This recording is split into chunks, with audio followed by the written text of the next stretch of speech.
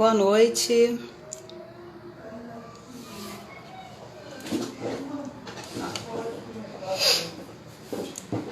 Boa noite, boa noite. Obrigada a presença aí de todos. Já são 7 horas, né, gente? Acho que eu tô pontual, né? Vamos lá.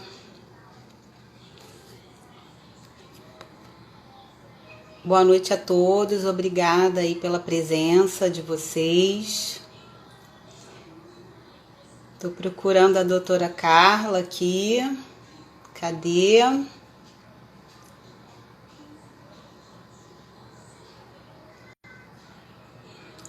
Boa noite. Cadê a Carla? Deixa eu ver aqui. Carla. Se a Carla entra aí. Estamos aguardando. Olá! Agora sim! Tudo bem? Tudo, e você? Tá escuro aqui, né? Perfeito. Hã? Tá escuro aqui, não tá? A minha imagem tá escura? Tá um pouquinho, mas tô te vendo. Olá, boa noite a todos. Tá, agora Melhorou? deu uma melhorada aí. Melhorou, Deu, né? melhorou sim. Peraí que eu vou virar. É a minha luz. Gente, boa noite a todos. Obrigada aí pela presença. É um prazer imenso estar aqui na Quark. Agradeço muito a oportunidade. Outro prazer imenso é estar com a Carla, né? Que é minha amiga, assim, de coração. Paixão à primeira vista. Faz tempo, né, Patrícia? Pô, muito tempo. E para a gente falar sobre um assunto que para a gente é muito, muito relevante, muito bacana, é algo do nosso dia a dia, com certeza.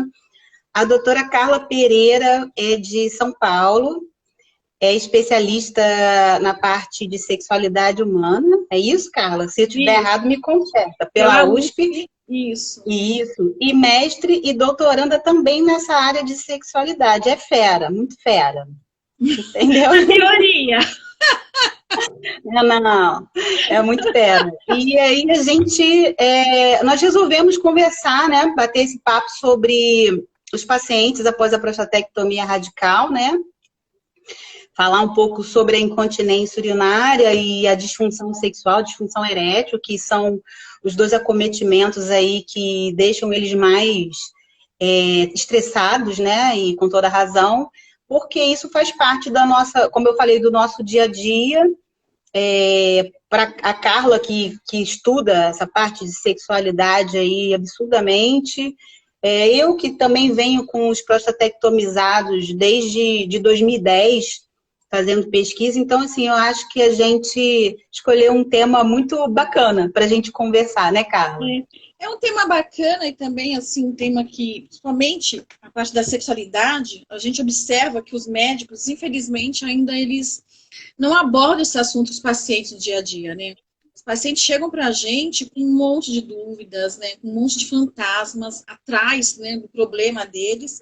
E, geralmente, eu não sei, o que eu escuto no dia a dia, eu não sei você aí, Patrícia, no Rio, é que vai voltar ao normal, né? Eles não abordam e quando abordam, eles falam, não se preocupa, né? Porque vai voltar ao normal. Mas que normal que é esse? Então, eu acho que a ideia é a gente tirar um pouco, passar um pouco da experiência clínica que nós temos, né? E o que os pacientes trazem para a gente também e o que a gente pode fazer. Porque na parte da incontinência, já está mais do que evidente que a fisioterapia atua.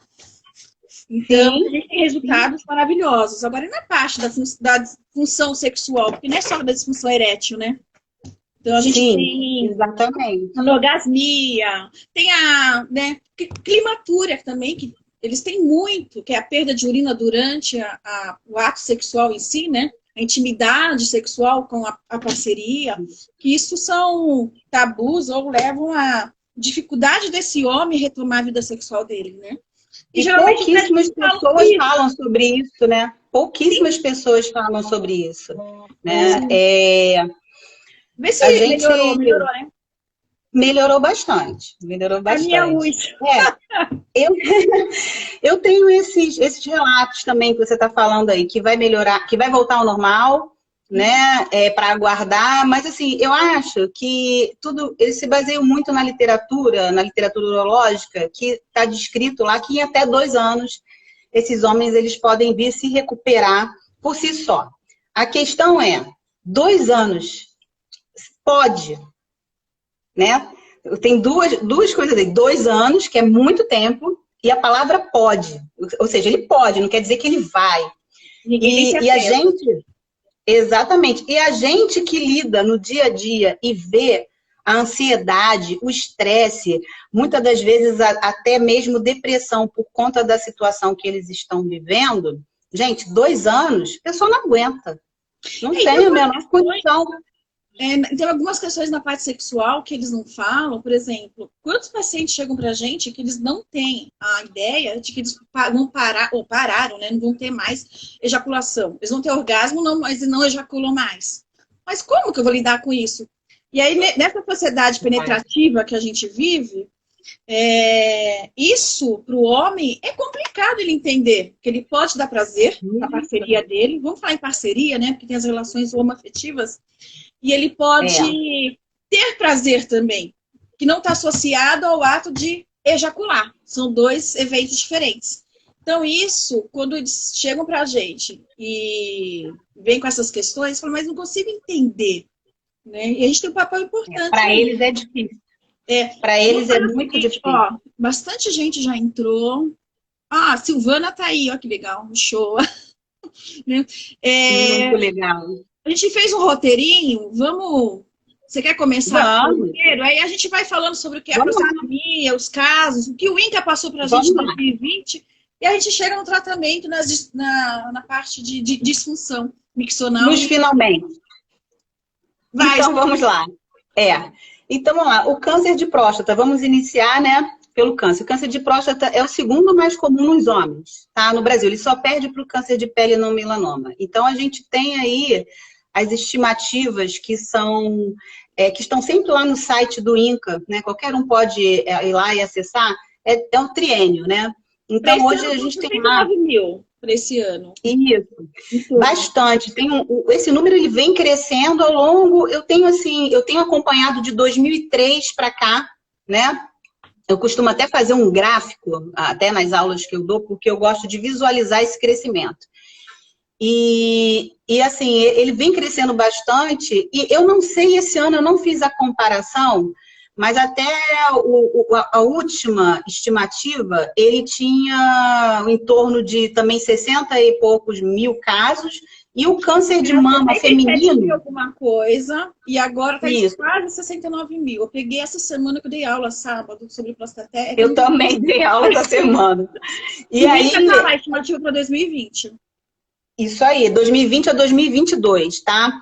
E aí, o câncer de mama feminino, eu não sei desse ano que eu não estou lembrando aqui, mas da última estimativa, ele estava por 57 mil. E aí, eu fico assim, me perguntando, gente, a gente não vê tanta campanha para o homem, né? Eu, pelo menos, eu não consigo achar que tem muito. O que você acha? Eu acho que eles precisam tanto. A gente não fala de saúde masculina.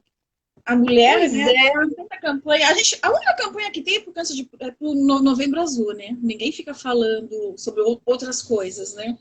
E eu acho que o homem ainda ele tá muito desamparado, tá muito largado em relação à saúde dele. Né? Sim, então, ele é que busca menos, né, em relação à mulher. A gente sabe que no Ministério da Saúde já existem, né, já há alguns anos, né, o Mauro mesmo fala isso, algumas normativas para a saúde do homem. Só que o homem está totalmente desamparado. Eu acho que também é uma questão de cultura, né, Patrícia? Porque o homem ele não tem isso, né, nele de procurar médico. Eles são muito difíceis, né? Eles só vão quando a coisa já está assim, nas últimas. Eu estou falando em relação a outras coisas, porque o câncer de próstata maligno ele não vai ter nenhum sinal, não vai ter nenhum sintoma. Então, muitos dos meus pacientes, por exemplo, quando chegam no consultório, me relatam que descobriram que tinham um câncer porque foram fazer uma outra cirurgia e aí naquele preparatório... Achado clínico. Exatamente, encontrou. Então, Eu falei, foi Deus, né? Foi Deus na sua vida, porque não tem outra. É porque tem o Porque eles preconceito não vão. ainda, né? Quando a gente pensa em próstata, a gente tem que pensar no preconceito que ainda existe na sociedade em relação ao exame de toque, né? No Brasil. Outros países, a gente sabe que o padrão ouro é uma ressonância magnética, né? Mas no Brasil a realidade é outra. A gente ainda é o exame de toque. Aí, a partir do exame de toque, porque o PSA ele não determina, ele ajuda. Olha, peraí, só um pouquinho. Vamos dar um oi pra cá. Ai, que bonitinha. A Kátia tá lá no Chile, minha amiga. Ah, que legal! Olá, Aqui, tudo ó. bem? Carlita. Ai, que bonitinha. Beijo, Kátia. A Kátia era de São Paulo, tá morando lá. Bacana.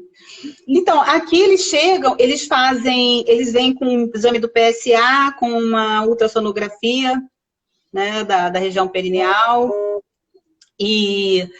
Mas, de fato, o toque, assim, para eles é algo muito ainda que trava, né? É complicado. Eles resistem bastante. Eles associam E isso a deixar de ser mais ou menos homem, né? Infelizmente. E não é isso que vai fazer. O exame de toque não tem a ver com a parte sexual. Então, na verdade, a gente precisaria desmistificar isso. Que a parte anal, a via de prazer não tem a ver nem com orientação sexual. Então, o homem, independente de ter que fazer o exame de próstata ou não, ele pode sentir prazer na atividade sexual dele tendo toque anal, entendeu? Pela parceria. Então, a gente precisa dissociar isso, que não é isso que vai fazer a orientação sexual do indivíduo. Por isso que eu acho que a gente é muito pobre ainda de campanha, mas campanha que traga uma orientação boa, de fato, né? Porque eles até veem, né? Ah, Novembro Azul, Novembro Azul. Mas eles ainda não têm eu pelo menos sinto isso, que não tem ainda aquela consciência, não, eles não sabem. Eles não têm noção. Ainda entra na questão que você falou ali inicialmente, que eles chegam às vezes totalmente, né? Mas às vezes não, grande maioria, totalmente desorientado de tudo. E cabe a nós, né, fazer essa orientação. Mas, dando seguimento lá ao nosso roteirinho, que a gente fala muito. Clube aí, hein, você viu? Então, beijo, Ingrid. Então, para essa... Nós estamos com o fã-clube aqui, ó. Opa! Então, a cirurgia, né, mais indicada, ou seja, que vai trazer aí o tratamento desse carcinoma prostático, é a prostatectomia radical, né? E hoje a gente tem aí a robótica, né? Antigamente vinha só a retropúbica e agora a gente está com a robótica, com essa esperança, né, que eles falam muito sobre a questão da preservação, enfim. Sim, mas eu tenho recebido constantemente pacientes, tanto de robótica quanto de retropúbica, com as consequências, tá? E de lá, eu tenho recebido. Eu tenho recebido, sim. Já que você tocou nesse assunto, a gente conversou até, né? Essa semana, os artigos passam para a gente. A diferença entre uma e outra são 3 técnicas que nós temos, né? Então, da vídeo, da robótica e da via aberta. Então, a única coisa diferente que nós temos é que na robótica, hoje, você tem um nível de sangramento menor e um tempo cirúrgico menor. As consequências vão ter. Tanto que a estatística mostra isso pra gente. Tanto na incontinência... Mas o custo é maior, né? O custo é maior da robótica. O custo é maior. Mas se a gente for pensar, o benefício, né, até hoje, que a literatura passa pra gente, é em relação à preservação de plexo, sangramento, quantidade de sangramento e tempo cirúrgico. Mas tanto a robótica, nas 3 técnicas, quando eles vão comparar, incontinência de urina tem, disfunção sexual tem. Tem. Tá? Eu acredito por mais que a robótica, a gente tenha ali um robô, mas quem está manuseando ele é o médico, né? Então, eu corroboro muito com a grande maioria dos artigos científicos que versam sobre esse assunto, que no final eles falam assim, que muito se depende da experiência de quem faz a cirurgia. Também, né? Também. Então, as consequências que vão acontecer, elas elas dependem, elas vão ser dependentes do tamanho do câncer, desse estadiamento, obviamente, né? E da experiência. E da invasão, Então, né? Que tumor. Exatamente. Se fez Então, assim, linfodenectomia ou não. Olha, deixa eu falar uma coisa. A Elaine, eu não sei de onde a Elaine é, mas ela escreveu aqui que ela está com um paciente. Achei bacana a colocação dela. Vou te perguntar também. fala aí. Ela falou que ela está com um paciente que fez robótica, né? E o que ela tem observado na clínica é que a recuperação deles é um pouco mais rápida. Isso é verdade, né? Não, sim. Não, peraí. Sim, não, deixa eu voltar. Engraçado, eu não sei dizer assim, eu não posso dizer com certeza, né? Porque eu vou te falar, eu tenho, assim, alguns pacientes que tiveram recuperações muito rápidas com a fisioterapia. Foi rápido mesmo. Agora, de existir robótica, né? Mas assim, tô falando da robótica, sim, mesmo. Eu observo isso no dia a dia, não é pesquisa, gente, é observação da prática clínica mesmo. Mas assim, o que eu venho observando é que eu tenho um grupo, tudo de robótica, que recupera rápido, mas eu tenho um grupo também que não recupera. Inclusive, antes de acontecer aí a pandemia, eu estava com lá no consultório robótica. Olha só a situação. Eu estava com um de robótica e um aberto, tá? Esse de robótica, vamos lá, ele tem 62 anos, o de aberta tem 57. Aí a gente tem que também fazer a comparação das idades, né? Que isso é importante. O estadiamento do de 57 era um intermediário. O da robótica também. Era um grismo mais ou menos igual? 7. Era um intermediário, um estadiamento intermediário.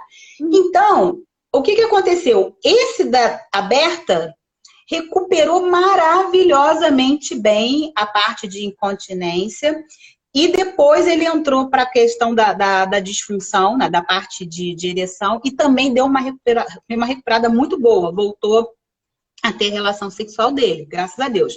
Mas o outro da robótica, ele não teve uma boa recuperação, não recuperou totalmente a incontinência urinária, mas a parte... O mais novo ou mais velho? O mais velho, de 62. Mas a função erétil dele estava boa. Olha que coisa, entendeu? E aí, o que aconteceu no final disso tudo? Eu dei alta para o mais novo da aberta, ok, foi tudo bem. Esse, falei para ele, olha, não tem mais o que fazer pelo número de atendimento. Eu falei, ó, acabou aqui, mas ele como médico também, bem consciente, ele foi buscar o cirurgião e ele botou um sling masculino, tá? Não teve jeito, teve que colocar o sling. Mas a função erétil dele estava ok, pelo menos foi o que ele me disse. Mas será que não teve lesão? Provavelmente. Sim, mas é o que eu tô te falando, a gente não pode dizer que...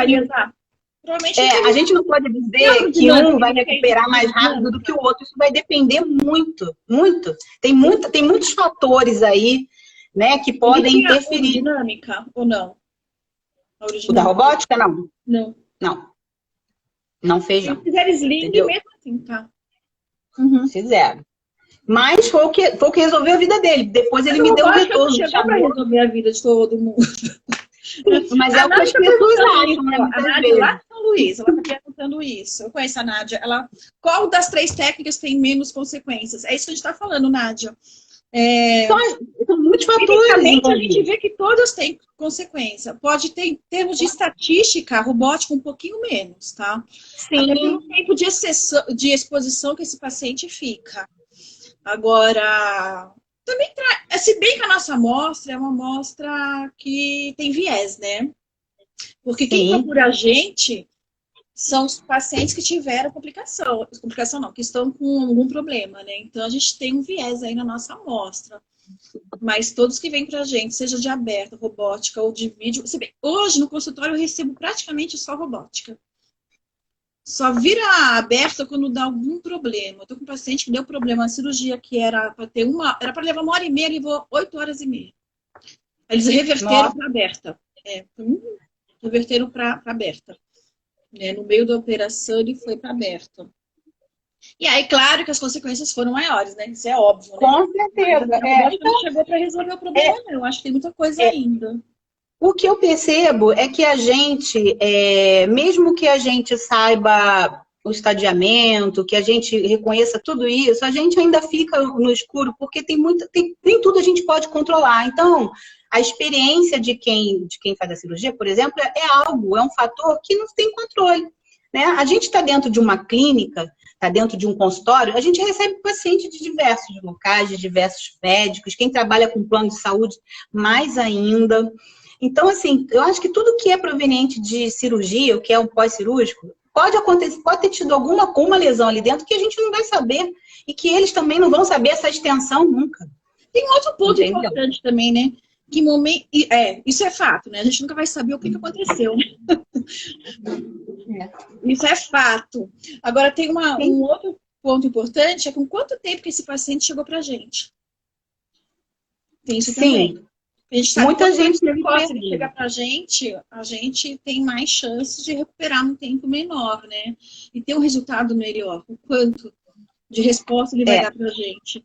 Então, eu, particularmente, gosto de receber esses pacientes aqui, Carla. Assim, eu falo que eu gosto, porque assim, eu sempre converso muito com um urologista, né? A gente entra num acordo, graças a Deus eu trabalho com uns médicos aqui que são muito bacanas e abraçam bem a fisioterapia. Então, vamos supor, o paciente, ele tirou a sonda dele com 15 dias. Esse tempo de sonda varia de médico para médico e vai depender ali do caso do paciente, obviamente. Mas eu gosto de pegar esse paciente com 30 dias após a retirada da sonda. Aí você fala assim, por quê?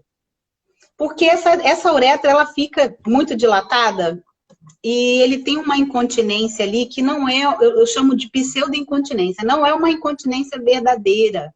Então, ele está perdendo deliberadamente. Então, eu faço o seguinte, eu peço para ele vir após 30 dias, para ele poder ficar em casa, acomodar essa uretra, ele também não ficar estressado de sair de casa e estar vazando aquela coisa louca pela rua, ele já vem estressado.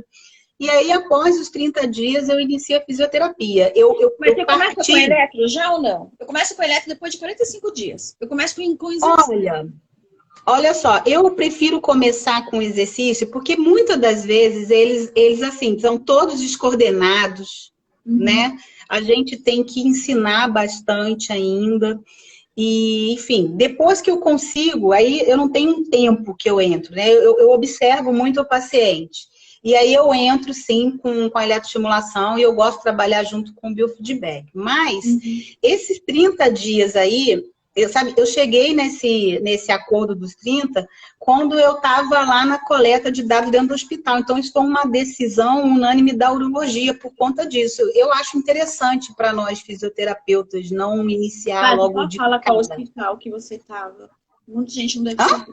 O hospital que você eu coletei dados, ainda estou lá, né? Mas coletei dados no Hospital Federal de Servidores aqui do Rio, né? Desde 2010 até o ano passado. E, enfim, esse acordo... Quando você terminou, que eu finalizei em abril do ano passado. Graças a Deus, acabou. Mas, enfim, a gente fez essa reunião lá com a urologia e acordamos esses 30 dias por conta dessa uretra aí dilatada e dar conforto aos pacientes para que cheguem um pouco melhor. Obviamente que isso não é a realidade de todo mundo que está dentro de clínica, que está dentro de consultório, porque às vezes o paciente vem para a gente com bem mais tempo, às vezes com anos, né? O ideal é que venha antes, como você falou aí, né? O quanto antes é melhor. Mas a gente depende do encaminhamento também do médico e também do paciente querer vir, porque às vezes o médico também encaminhou e o paciente demorou a chegar na gente, né? Tem isso. Eu acho que tem uma dificuldade aí dele aceitar também, né? Quando os pacientes chegam pra gente falando, não sabia o que a fisioterapia iria fazer, né? E a dificuldade também de pagar, tem isso também. Né? A gente sabe que são poucos serviços públicos que têm o serviço de fisioterapia pélvica e nem todo mundo pode pagar. Então, é uma dificuldade também. O acesso não é para todos, né? Então, a gente precisa ser real. Alguém me pediu aqui para desativar os comentários, que fica melhor. Eu não sei desativar os comentários. E Mas, se a gente desativar os comentários... A galera sabe. A minha filha deve saber. Mas, se a gente desativar, como é que eu vou ver? Na caixinha lá de interrogação? Né? Mas... vamos deixar os comentários. É melhor, vai me dar menos trabalho. Mas vamos lá, Carlinha. E aí, enfim... Após essa cirurgia aí, a gente vai ter as consequências, que é o que a gente veio aqui conversar, né? Que é a incontinência urinária e até alguns anos só se falava disso, né? Parte sexual ninguém falava, né? Ninguém falava. Eu comecei em 2007 a trabalhar com isso. E lá na Santa Casa, em 2007, ninguém falava. Era só incontinência. Os congressos, ninguém falava. Gente, esse homem parou de ter relação sexual.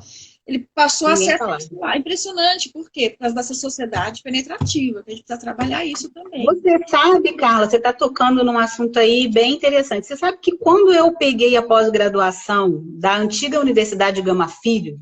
Eu dei aula lá pra você. Lembro. Tu trabalhou... era tão bom, né? Quando eu peguei a pós-graduação da Gama Filho, foi minha primeira coordenação de pós-graduação, que foi em 2000, não sei se foi 11 ou se foi 12, ou 11 ou 12, mas enfim. Primeira coisa que eu fui ver lá na grade, eles tinham retirado disfunção sexual. E depois, eu que inseri, chamei você lembra? Não, eles tinham retirado a disfunção sexual da grade, não sei porquê, eu já peguei assim, né? E eu falei, caramba, como é que não vai ter, né, disfunção sexual na mulher e no homem? E aí eu fui,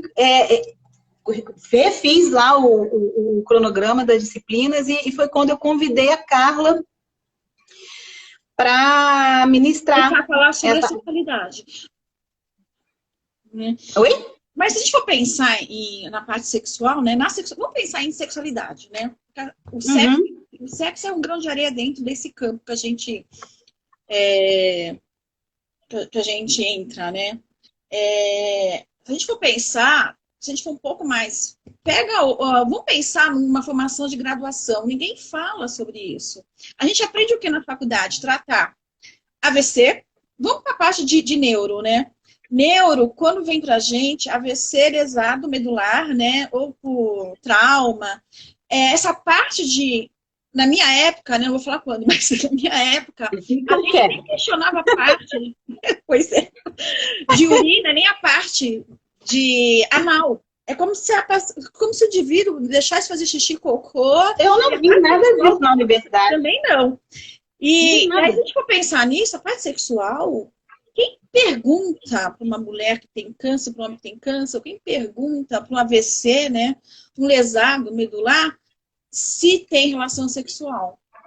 Ninguém, o pessoal esquece. É como se esse grupo de pessoas passasse a não ter mais sexualidade, a vivenciar, como se elas não tivessem direito a vivenciar algum tipo de prazer pelo corpo delas. Entendeu? Então, assim, a gente vai começar a quebrar muita coisa, porque não é o pênis que vai dar prazer, não é só a vulva que dá prazer, a vagina, o ânus, o reto, o que seja. Nós temos um corpo inteiro erógeno aí que a gente pode trabalhar de uma outra forma, claro, que dependendo da disfunção, da causa dessa disfunção, a gente pode reabilitar sim esse homem para voltar a ter uma penetração, né? Mas não pode ser o foco único. Né? A gente tem outros meios para a gente chegar até lá. O problema é que muitos dos homens, né, a cabeça deles funciona muito na ereção deles, então eles ficam loucos, né, após essa cirurgia, né, e é independente de idade, porque vai de cada pessoa, né, porque às vezes a gente tem pessoas que pensam assim, eu tô com um paciente próximo para prostatectomia, mas ele tem 70 anos. É só incontinência urinária. Eu falei, gente, ele tá vivo. Você perguntou se ele tem vida sexualmente ativa? Geralmente o profissional que tá com ele acha que o fato da pessoa ter 70 anos não vai ter mais relação sexual, né? Então ele tira a conclusão por si só. Isso a gente não pode fazer. Pode ser que sim, pode ser que não. A gente tem que estar ali para isso, né? Tem que ir lá, tem que conversar com a pessoa, saber o que está acontecendo, né? Agora também tem Sim, tem homem que não quer e também tem homens que eles... eu percebo isso aqui, que às vezes no primeiro atendimento, na consulta, eles não tocam muito, não. E tem outros que já vão direto nisso, tá? Mas tem uns que dão assim um passo atrás e só depois, ao longo dos atendimentos, eles vão se abrindo mais. Eu acho que isso é natural, até por pegar confiança, né? Eu pergunto, Carla. Mas às vezes ele não te conhece, ele trava, né? Isso é da pessoa. Tem pessoas que ficam muito à vontade, tem outras pessoas que já são mais introvertidas, né? São mais contidas. Isso vai depender muito. Eu acho que cabe a gente a estar durante os atendimentos entrando no assunto, conversando, né? E ali, aos pouquinhos, quando essa pessoa é desse jeito mais introvertida, a gente tem que, de certa forma, tentar ajudar, porque às vezes ela está querendo ajuda, mas não está conseguindo falar, né? Tem Sim. isso. E às vezes nós somos o único profissional que ele tem acesso, né? Porque ele não consegue, muitas vezes, nem conversar sobre isso com o próprio médico. E nem com a própria parceria. Né? Eu tô com um paciente que ele, Prostaté, tá complicado a reabilitação dele, porque a parceria não quer, né? Aí fica bem difícil, né? Como que a gente vai reabilitar? Por mais que a gente trabalhe, como que a gente vai fazer com que essa parceria... Porque, assim, é muito importante esse indivíduo se sentir desejado pelo outro, né? E isso já é um ponto muito crucial na relação. E como que eu vou trabalhar a reabilitação desse indivíduo se a parceria dele não quer? Complicado, né? Você pode tomar o Viagra que for, Cialis que for, inibidores que forem, que não vai ter ereção, né? A gente sabe disso. Então, eu acho que é um trabalho na parte sexual em conjunto. Não só com o paciente, mas com a parceria desse paciente. Trazer a parceria para a consulta para tentar ajudar. Claro que vai depender da relação dos dois, de antes, né? Essa relação. Não é você que vai resolver o problema do casal. Quanto que esse casal já tinha uma relação boa antes desse problema que esse homem está enfrentando. Às vezes já tinha outros problemas, né? Mas só para eu já tive consultas. Eu já tive consultas marcadas que, assim, que a esposa, ela veio, marcou uma consulta sem ele antes, sem ele saber. Ela veio. Mas porque ele, junto dela, ele travava completamente. Então, ela veio para eu poder orientar, para depois ela vir novamente com ele a primeira vez, né? Para eu falar tudo de novo ali na frente dele. É uma situação meio, né? Então, são pessoas diferentes, a gente lida com o ser humano e tem as suas individualidades, obviamente, a gente tem que saber lidar com essas questões da melhor forma possível, né? As pessoas são diferentes. Patrícia, vamos falar o que o Guidelines passa para a gente de incontinência, de disfunção sexual? Ô, Carla, o que eu queria te perguntar, até que eu cheguei a falar. E como é que está a incidência de disfunção erétil nesses homens prostatectomizados? Porque, assim, na incontinência urinária, a gente tem uma incidência que varia muito. De 2% a 87%. Quer dizer, nada e tudo, né? Por quê? Porque a gente tem vários estudos e tem N populações... são vários estudos com N populações. O problema é que a metodologia é muito ruim, né? Não tem um número X, né? Tem uma variação de tanto a tanto. Eu já observei isso em vários assuntos, não foi só em prostatectomia, não. Mas eu queria saber o que você viu aí de disfunção erétil, porque eu dei uma olhada em alguns estudos, eu vi, sim, 58%. Mas o que você tem visto aí dos prostatectomizados? Então, né, até te mandei alguns artigos para a gente falar sobre isso. Tem alguns artigos bons, né, que eles avaliaram, eles trabalharam com N grande, até em torno de quase 3 mil homens, indivíduos, e eles chegam nesse número também, até uns 85% em disfunção erétil. Agora, então bate bem com a incontinência, né? Bate bem com a incontinência. E aí isso bate com a nossa experiência clínica, que conforme você vai melhorando a incontinência, você melhora a disfunção sexual. Não sei se você repara isso, né? Os dois vão andando mais... Mesmo que você não faça nada para a disfunção erétil. Sim, exatamente. Quando a gente trabalhar a parte muscular, de isco, de bulbo, de assoalho pélvico em geral, né? Em geral, ele já começa a ter uma reabilitação sexual também. Claro que quando a gente foca, é muito mais rápido, né?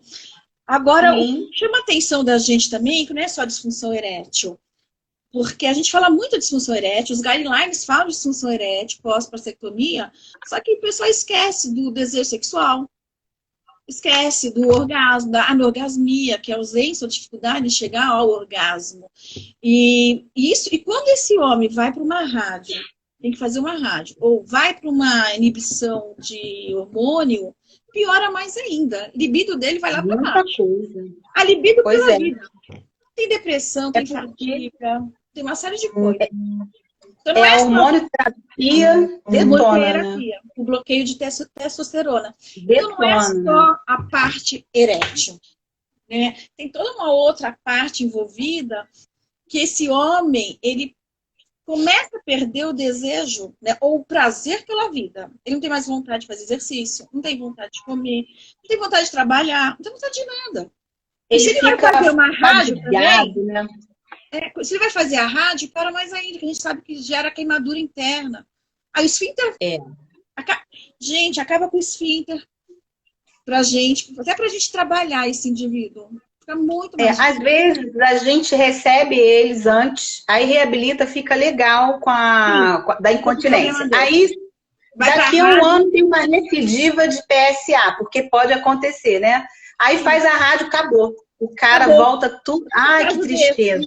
Ai, gente. Dá uma tristeza, né? Reabilitei ele, ele estava com 59 anos, eu acho. 8 sessões, ele estava maravilhoso.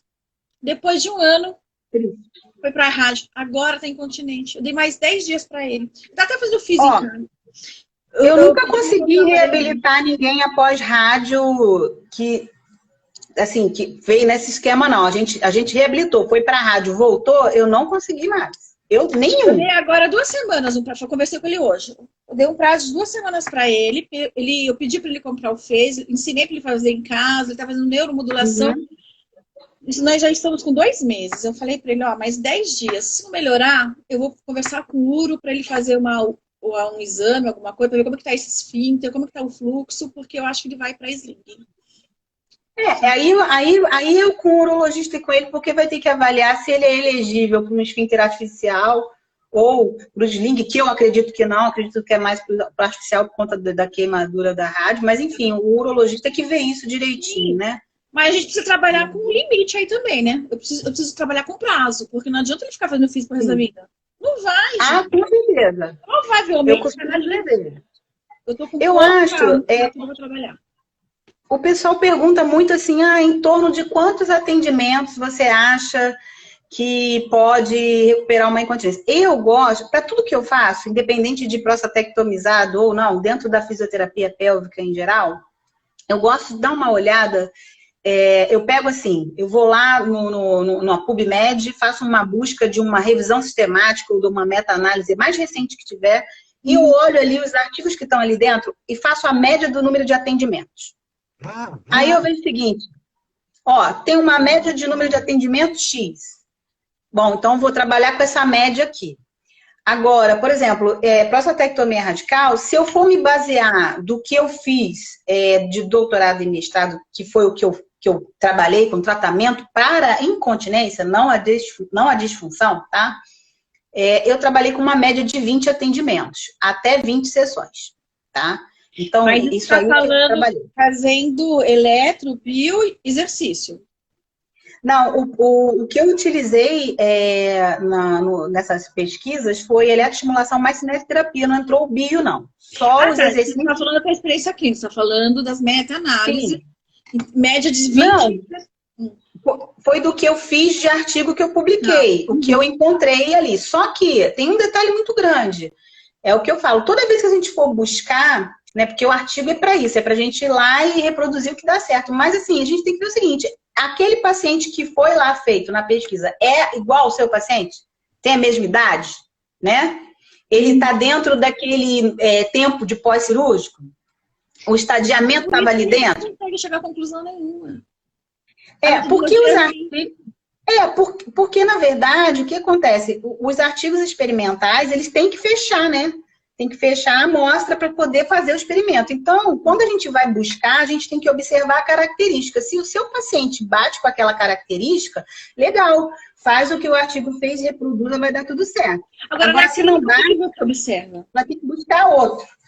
Entendeu? Clínica, eu vou te falar o que eu observei nesses anos todos, na clínica. O que você... Tanto você quanto eu, você tem experiência de consultório, que é um tipo de paciente, e paciente SUS. São totalmente diferentes. Né? Que são, sim, resultados totalmente diferentes. O que você observou na clínica? O que você vê?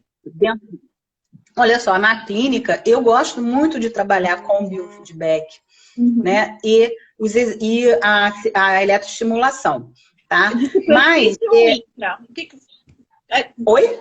Você trabalha com a eletro de superfície ou a intra, que também é de superfície? Intracavitário. A intra, tá. Eu trabalho com intra, tá? Trabalho com tudo intracavitário. E eu gosto muito de realizar os exercícios com eles em pé, porque a maior perda está em pé, né? Não tem jeito. Obviamente que no início eu mantenho eles deitados, né? A gente está começando ali um trabalho, mas logo depois eu passo eles para fazer o trabalho em pé. Para colocar a carga, né? Exatamente, porque, assim, vão ter pacientes que vão falar assim, olha, eu perco quando eu estou caminhando, que essa é a queixa mais comum. Mas vão ter pacientes, que eu tenho muitos, que falam assim, olha, quando eu estou caminhando, não estou perdendo. Já estou assim, lá pela quinto atendimento, mas quando eu estou caminhando, não estou perdendo muito não. Mas quando eu saio do carro, aquele movimento de sentar e levantar do carro, aí, aí sai. Então, o que eu gosto de fazer? Eu gosto de trabalhar com ele no específico. Eu faço com ele o movimento de sentar e levantar. Entendeu? Para treinar aquilo. Quanto tempo? E aí, vamos lá, quanto tempo que eu trabalho com eles em média dentro do consultório, né? Eu trabalho numa média de 20 atendimentos, até 20, tem uns que recuperam antes, aí vai depender, né, de cada um. E ao máximo que eu já cheguei foram 25. O que eu observo é o seguinte, que se o paciente, isso vem da minha prática mesmo, não está escrito em lugar nenhum, mas eu vejo o seguinte, se o paciente chegou no 10º atendimento, no 15º atendimento, e ele não referiu melhora nenhuma, cara, eu posso fazer 200 que não vai dar certo, entendeu? Entendi. Então, não tem jeito, tem que ter, por isso que é bom a gente ter em mente, e para isso que serve a ciência, da média de atendimentos a ser utilizado, para a gente poder ter uma noção e dar esse esclarecimento ao paciente. Porque a primeira coisa que ele quando ele chega no consultório da gente, é perguntar quantas sessões. Porque aqui está escrito 10, né? A gente tem um rótulo de 10 sessões. Alguém inventou isso, né? Não é? Eu fico até com medo de falar 20. Eu falei, ai meu Deus, vou falar 20, ele vai querer matar. SUS. Você falou do paciente consultório, o paciente SUS. O paciente do SUS, ele cria um laço emocional muito grande. Então, assim, às vezes ele não quer ir embora. Então, às vezes ele mente pra gente. Ele fala assim, não melhorei não. O senhor já tá bem melhor, seu fulano. Vamos agora começar a liberar. O senhor vai vir aqui daqui a um mês para eu ver como é que o senhor tá. Aí ele volta. E quando ele volta assim, eu piorei muito. Ele quer ficar ali com a gente. Ele quer ficar. Né? A fila uma fisioterapeuta botou aqui, porque o convênio libera 10. Sim, exatamente. Mas o problema é que o paciente acha que a gente vai resolver em 10. Esse é o problema. E não necessariamente a gente vai conseguir. Muitas das vezes não, né? 10 é muito pouco. A gente está lidando com questões musculares, né? E apesar de ser um músculo pequeno... É bom lembrar que são questões musculares individuais, de cada indivíduo. Exatamente. Você pode pegar 10 então, assim, o plano libera 10, mas não quer dizer que com 10 vai dar certo. E o paciente acredita que são 10. Essa a questão, né, Carla? Como é que é isso? Desde criança, que tudo é 10, você chega pra gente, acha que é 10. Eu tenho uma experiência um pouquinho diferente. Então, conta aí pra gente. Não sei se pode ser por uma questão de região ou não, sabe? Eu acredito. Eu acho que sim. Mas nisso também, no mesmo país as regiões são diferentes, né? Muda muito. Quando a gente vai dar aula em outros lugares, a gente observa, as pessoas trocam isso, a gente vê algumas diferenças. Sim. Então, eu tenho um pouco, a minha experiência é um pouquinho diferente. paciente SUS, que a gente observou, tem até... Aí eu falei que eu fico tirando as mensagens, tá entrando, eu não consigo te ver. A gente até chegou, apresentei alguns congressos lá na Santa Casa, o paciente SUS nosso lá sempre foi em média de 15 sessões. Tá? Diferente de 15, o masculino. As mulheres sempre ficaram um pouco mais, porque a mulher sempre vem associada a uma incontinência mista e tem outros fatores também, né? A gente sabe Sim, que acaba sendo pior, né? É mais fácil trabalhar com homem do que com mulher. Até uma questão hormonal é diferente, de constituição, de músculo, né? As mulheres, a gente sempre sempre levou um tempo muito maior na Santa Casa, no SUS. O paciente de consultório, eu observo, até porque no consultório dá pra gente fazer mais de uma técnica. No SUS, infelizmente, a gente precisa selecionar o que a gente vai trabalhar. Tem que ser rápido também. Oi? Tem que ser mais rápido também, pela quantidade de pessoas aguardando. Eu tenho um pacientes muito maior. Tem uma fila de espera. A gente chegou uma época na Santa Casa, tem uma fila de espera de 3, 4 anos. Então, às vezes, a gente chega um paciente, olha, estou ligando, o paciente morreu. Gente, olha que coisa chata. Aconteceu muito isso. Então, a gente tem uma fila de espera muito grande. Hoje, a fila lá, eu acho que está em torno de 6 meses já. Então, a gente tem uma fila de espera muito grande. Agora, o paciente de consultório, até pelo tempo de atendimento, que o SUS a gente faz em tempo menor, porque eu tenho que selecionar uma técnica para poder fazer naquele dia. De consultório, não. Eu coloquei assim, por esses anos todos de experiência, até 5, 6 sessões, ele tem que ter ele tem que me referir a alguma coisa. Sabe? Alguma coisa. Não melhorou. Eu observei isso, que até tem homens que levam 6, 7 sessões para falar, olha, Carla, eu melhorei uns 10%. Essa semana foi diferente. Exatamente. Tem outros que em 3 sessões é impressionante. Então, eu fiz uma média da experiência clínica. Em torno de 5, 6 sessões, esse homem tem que me referir a alguma coisa. E no consultório, eu fiquei entre 12 sessões, mais ou menos, para zerar. Para ir para aquela incontinência, para zerar, para ele ficar continente. Né? Talvez, eu acho que muito bom. Alguma coisa de região. Sim, eu sempre faço essa média de 20. Será que o pessoal do Rio é mais assim, eles aderem menos ao tratamento do pessoal de São Paulo? Não sei. Pode ser? Não, eu acho eles ótimos, eu acho eles bem disciplinados, mas eu gosto de dar de trabalhar com essa gente. Agora, tem aquela coisa, né? A gente tem aqueles pacientes também que criam aquele vínculo, né? E que às vezes eles não querem sair. Eu tive tenho muitos pacientes que falam assim, não, eu quero fazer mais um pouquinho só por segurança. Mais umas tantas, por segurança. Eu falei, tá bom. A segurança vai ficando. Mas o senhor não precisa. Mas eu quero fazer. Falei, tá, então tá bom, né? Mas em relação, Carla, em relação à parte erétil, como é que vem sido isso aí com você? O que você vê em relação às técnicas? Por quê? Porque foi o que você falou no início da live. Até um pouco tempo atrás, ninguém falava nada. Não tinham muitos estudos, não tinham. A gente está tendo agora bem mais estudos, assim, eu fico feliz de ver, né, que agora a gente tem uma gama de estudos aí na parte... Tem mais gente também fazendo pesquisa, né? Tem mais físicos pensando na saúde sexual masculina. Isso é importante, então, a gente pensa só na mulher, né? Exatamente. Então, assim, a gente tem visto aí a fisioterapia bem forte nessa questão da parte erétil, e isso ainda é dúvida para muitos dos fisioterapeutas que estão começando a trabalhar, né, nessa área. Começando a gente fica buscando, por exemplo, eu fui buscar os artigos e eu encontrei, até conversei com você, muita coisa de vacoterapia, né? A vacoterapia, mas assim, eu achei artigos também, por exemplo, de biofeedback, do exercício, foi o que você disse, às vezes a gente está fazendo um tratamento para a incontinência e já está ajudando, né, na disfunção erétil por conta da musculatura que está ali. O próprio exercício, né, da solipélvica, ele já ajuda.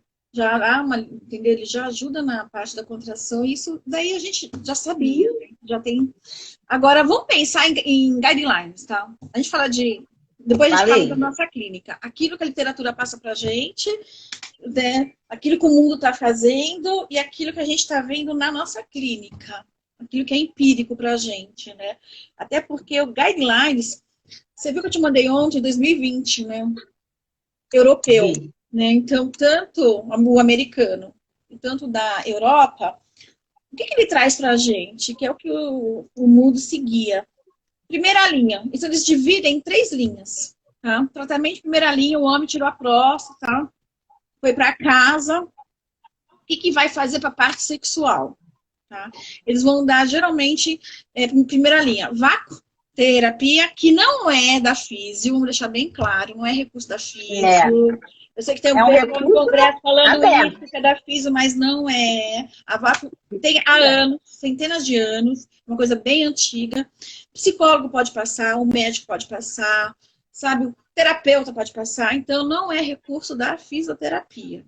Tudo bem? Então, qualquer pessoa, teoricamente, aí pode passar. A gente sabe que tem que ter, existe um protocolo que é guiado mundialmente para vacoterapia em homens prostaglandinizados.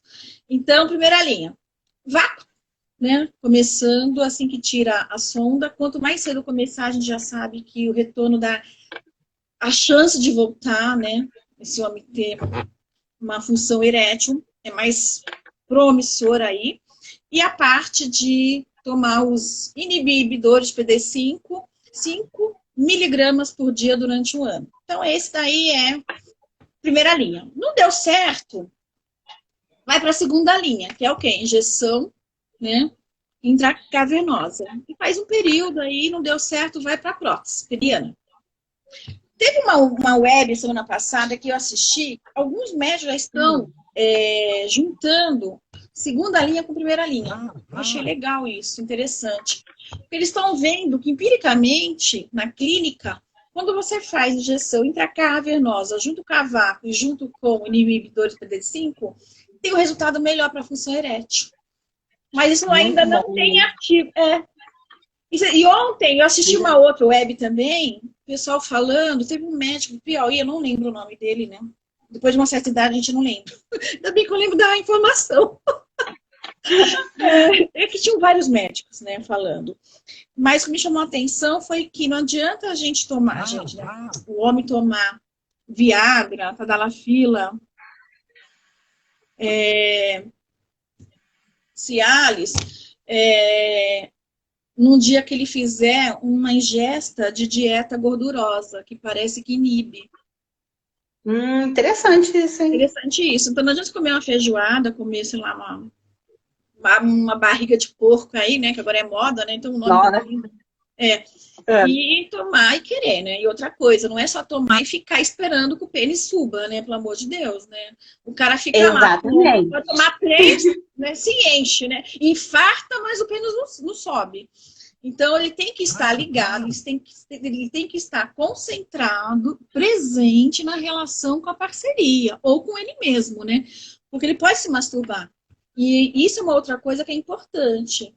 Pedir para os pacientes se manipularem. Eu não gosto de usar o termo masturbar de começo. Aí, quando o homem não entende que quer se manipular, eu falo se masturba. Porque isso é importante também. Então, guidelines. Primeira, segunda e terceira linha. É isso que acontece. Fisioterapia não está descrita em guidelines ainda. Então, a gente não tem afim para a função sexual. Né? Para incontinência, sim, a gente sabe. Agora, tem vários estudos em andamento. Isso que eu ia falar. A gente já tem estudos aí do treinamento de assoalho pélvico, do biofeedback, né? Mostrando, e são estudos, estudos de validade. Coisas, mas não tem evidência, né? A gente não sabe ainda. Nós estamos na mas, Carla, eu não tenho certeza. Eu acho que eu vi um experimento controlado, feito com os exercícios. Eu vi isso. Obviamente que um experimento não vai evidenciar, mas já é um artigo de peso, porque é um experimento controlado. Você não lembra Agora, eu gosto muito da eletroestimulação. Então, assim, tem um artigo que fala de eletroestimulação para disfunção erétil, que é de fisioterapeutas brasileiras. Eu esqueci o nome.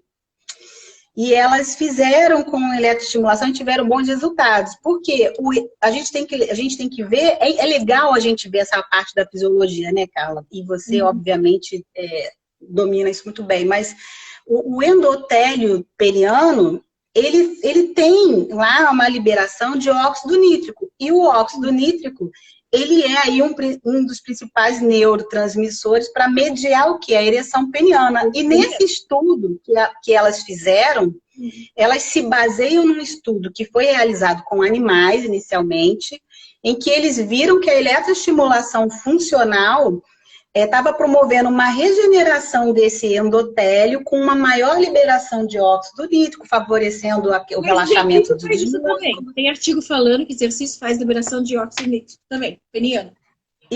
E elas tiveram bom resultado com os parâmetros de eletro lá. Eu gostei muito e eu te confesso que eu gosto de usar. Eu tenho usado baseado nesse artigo. É aquela história, é a prática clínica, como que você falou, não está nos guidelines, mas talvez, quem sabe, né, associar o que a gente tem, né, lançar mão de associar aí os exercícios com uma eletroestimulação, enfim, a gente tem que buscar na literatura científica para a gente poder estar trabalhando embasado em alguma coisa, né, obviamente. Pergunta, o meu aqui parou. Eu não consigo visualizar mais nada. Tô lendo aqui, na cabeça deles e da própria parceira acham que a medicação é imediato, tomou e funcionou. Foi quando você falou sobre a medicação que eles ficam esperando que aconteça. Gente, mesmo o indivíduo que não tem disfunção erétil em função de prostatectomia, digamos que ele tem uma disfunção erétil, sei lá, vamos pensar numa causa orgânica, tá? Vamos pensar por trauma, porque a disfunção erétil da prostatectomia é trauma, é traumático. Tá?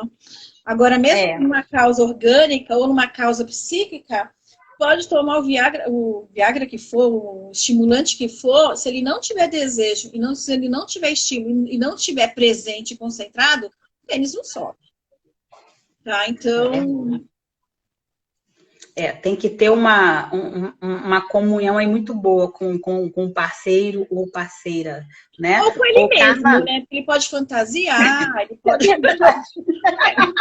Eu gosto de você por causa disso, você pensar. Claro, por que eu preciso depender do outro? Verdade. Isso é ótimo. A gente precisa parar com isso. Eu posso fantasiar, eu posso fazer leitura erótica, eu posso ver filmes eróticos, né? Eu não gosto daquilo que é pornográfico, né?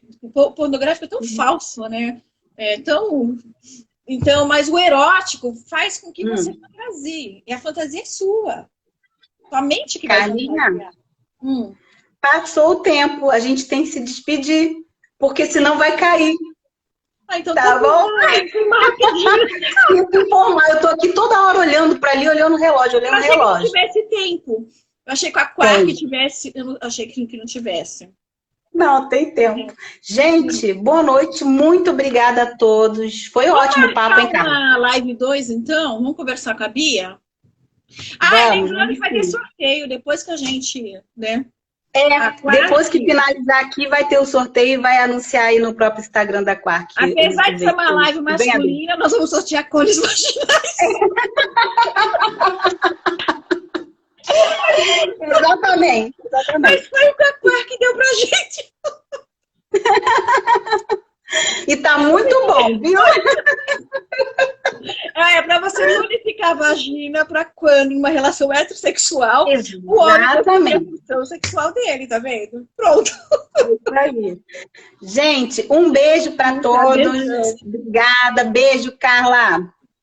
Beijão pra vocês. Obrigada, Quark. Até a próxima. Tchau, amiga. Até. Tchau, tchau.